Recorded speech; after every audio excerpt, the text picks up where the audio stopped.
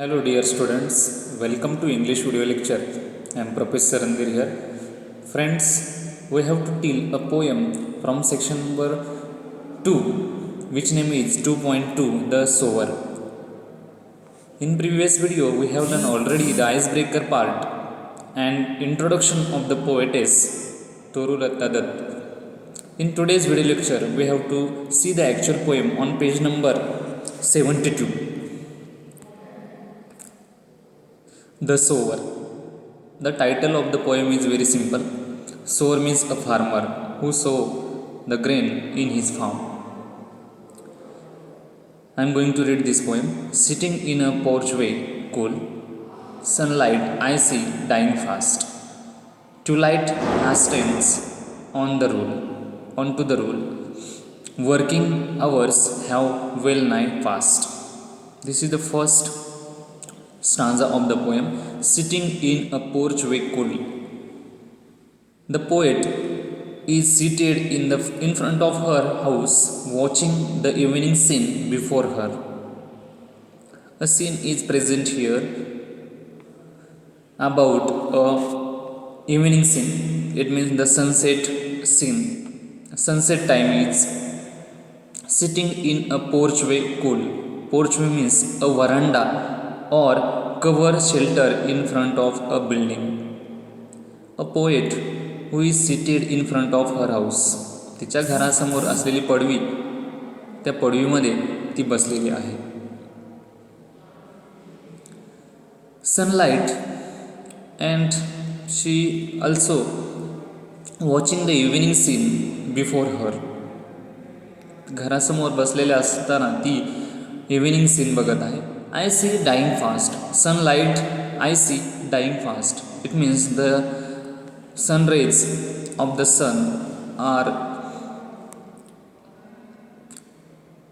vanish and everywhere darkness is falling. सूर्याची किरणं आता हळूहळू कमी व्हायला लागलेली आहेत आणि अंधार पडायला सुरुवात झालेली आहे. It's called a twilight hastened on to rule. Twilight hastens on to rule. The sunlight dying fast. म्हणजे सूर्य आता हळूहळू मावळायला लागलेला आहे आणि काळोख पसरायला सुरुवात झालेली आहे. Twilight, a word is comes in our poem or stanza.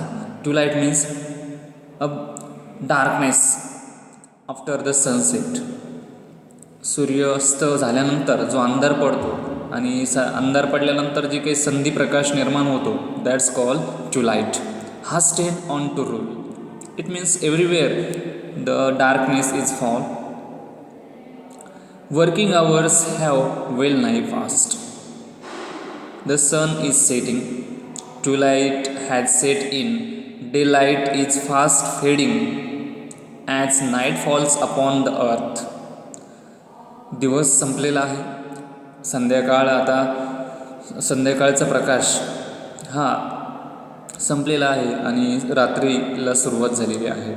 ट्यूलाइट हास्टेन्स means here आता संधी प्रकाशाचं साम्राज्य सुरू होत आहे. रूल म्हणजेच साम्राज्य, आता अंधाराचं साम्राज्य प्रस्थापित होत आहे.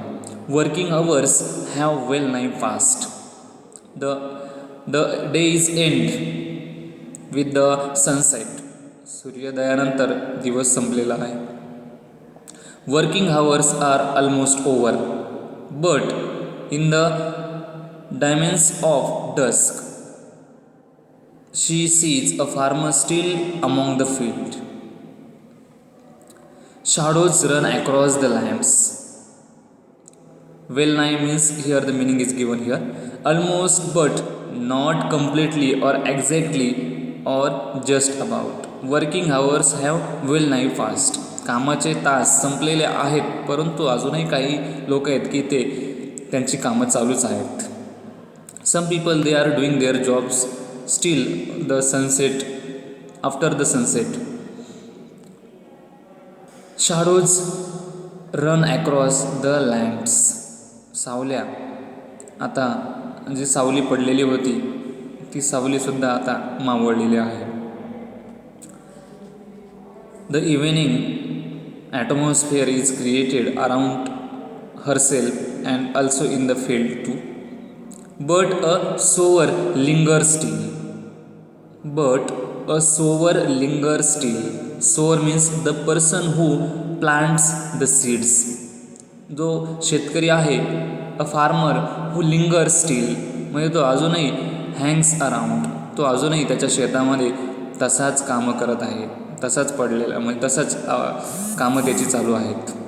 But a sower linger still, त्याची कामं तो अद्याप थांबवलेले नाही. He still working in his form.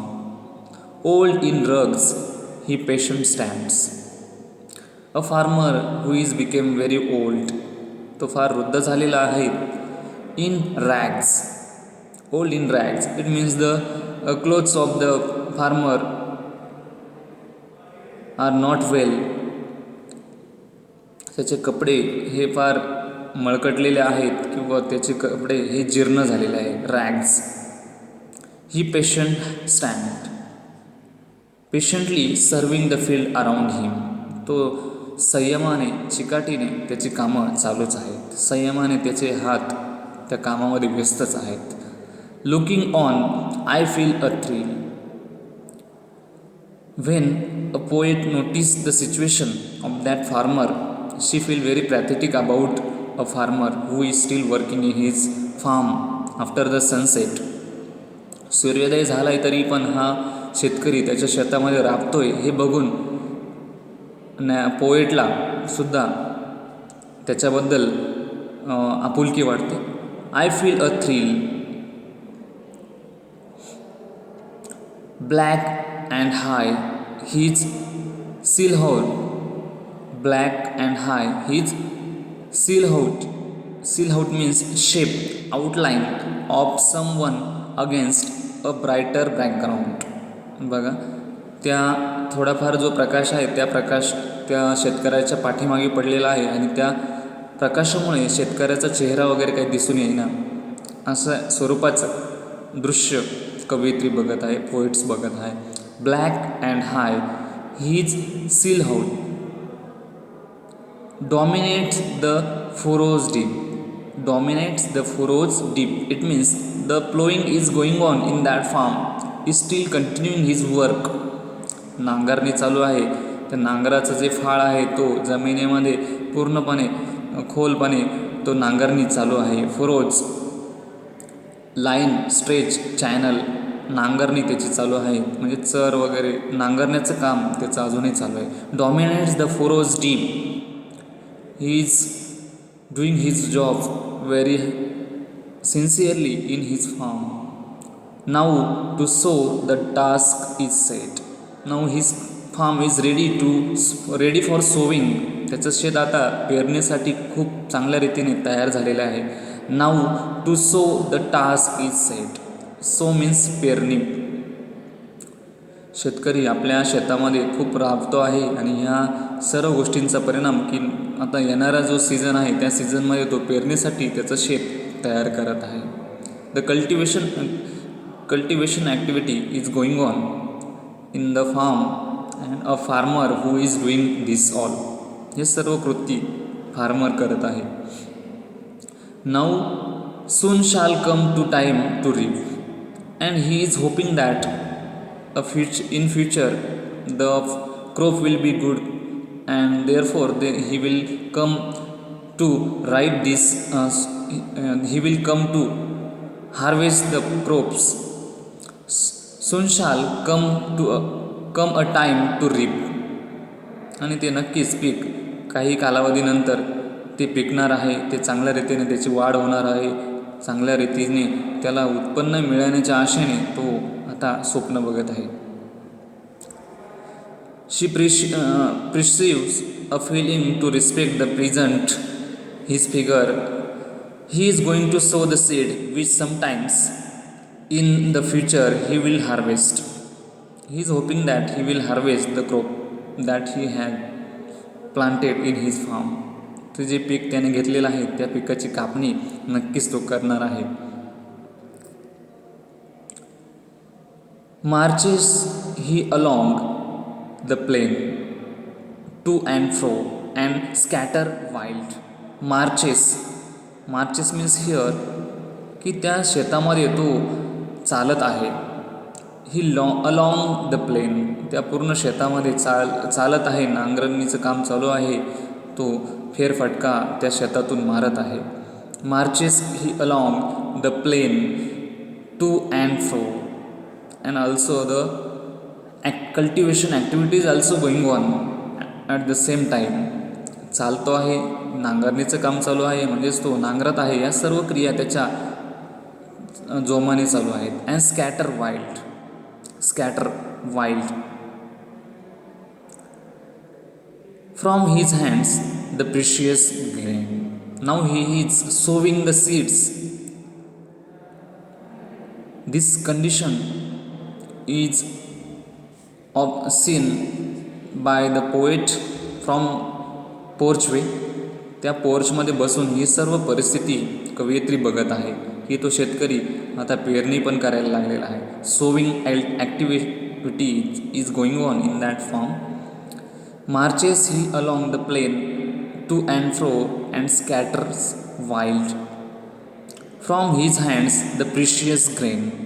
जे धान्य आहे किंवा बियाणं आहे मिलेट, ते त्या हाताने तो त्या शेतामध्ये टाकत आहे. Muse means rest in thought, reflect. Generally it's call विचारमग्न होणे. तो विचारमग्न झालेला आहे. त्या सर्व वातावरणाने तो आपल्या भविष्याचा विचार करत आहे. Muse I as I see him stride. Our narrator or the poet is also muse in that condition. I see him stride, walk with long steps. She noticing that a farmer who is walking fastly in that farm, तो वेगाने चालत आहे. Darkness depends. अंधार सर्वत्र पसरायला लागलेला आहे. Fades the light म्हणजेच जे प्रकाश होता सूर्याचा तो सुद्धा आता पूर्णपणे नष्ट झालेला आहे. Fades the light. Now his gesture to mind eyes are august. The old farmer walks up and down the scatter the seeds.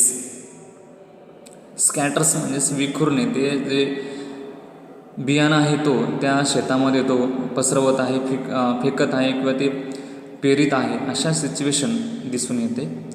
The poet deep in thought watches him.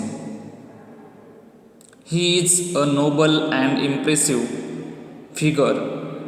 He seems to touch the starry sky from where she is watching. Now his gesture to mind eyes are August.